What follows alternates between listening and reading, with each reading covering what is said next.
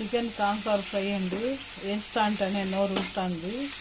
చూడండి సూపర్ ఉంది. గమ్మగమ్మ మా స్మెల్ వస్తుంది.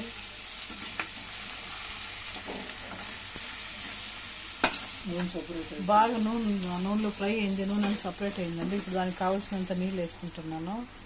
కలిపి పెట్టినాను కదా, అదే గిన్నెలో నీళ్ళు వేసినాను. ఇంకా కొంచెం వేసుకుంటాను.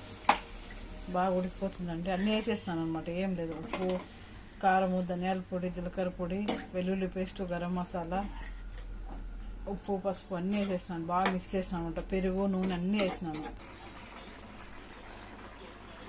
ఒక టమాటా వేసుకుంటున్నానండి.